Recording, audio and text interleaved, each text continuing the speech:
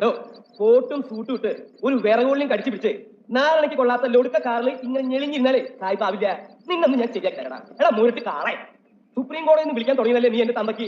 ഇത്രയും നാള് ഞാനത് കേട്ടതേ എന്റെ ഗതികേട് കൊണ്ടാ. ഏത് പേട്ടയ്ക്കും കാശുണ്ടായ ഏത് പാവപ്പെട്ടവനും തന്തയ്ക്ക് വിളിക്കാം. 35 കൊല്ലം താൻ എന്നെ തെറി വിളിച്ചില്ലേ? ആ തെറിയൊക്കെ ഞാനിപ്പോ തന്നെ വിളിച്ചിരിക്കുന്നു. അടിച്ച് നിന്റെ മൂന്നര ഷേപ്പ് ഞാൻ മാറ്റും. താൻ എന്താ വിചാരിച്ചേ? ജീവിതകാലം മുഴുവൻ തന്റെ ചെരുപ്പ് നിൽക്ക് ഞാൻ ഇവിടെ കഴിയുന്നു വിചാരിച്ചോ? വേലക്കാരോട് എങ്ങനെ പെരുമാറണം എന്നുള്ളത് ഞാൻ തന്നെ കാണിച്ചു തരാം. കുറച്ച് വേലക്കാരെ ഞാൻ എന്റെ വീട്ടിൽ നിർത്തുന്നുണ്ട്. എന്നിട്ട് ഞാൻ തന്നെ വന്ന് വിളിച്ചു കാണിക്കാം. നോക്കോ പെട്ടേ, താനിപ്പോ വിചാരിക്കുന്നുണ്ടാവും മൂർക്കമ്പാമ്പിനെയാണല്ലോ ഈശ്വര ഞാൻ പാല് കൊടുത്ത് വളർത്തിയത്. അതേതാ മൂർക്കമ്പാമ്പിനെ തന്നെയാണ് നീ പാല് കൊടുത്ത് വളർത്തിയത്. എത്ര പേരെ താൻ ഈ തൂക്കി കൊല്ലാൻ വെച്ചിട്ടുണ്ട്. അതിന്റെ പാപമൊക്കെ അനുഭവിക്കാണ്ട് ഇവിടുന്ന് പോകാൻ പറ്റോടോ? ഞാൻ പോയി കഴിഞ്ഞാൽ താൻ ഇവിടെ കിടന്നുണ്ടല്ലോ, മൂക്കൊണ്ട് വരയ്ക്കും.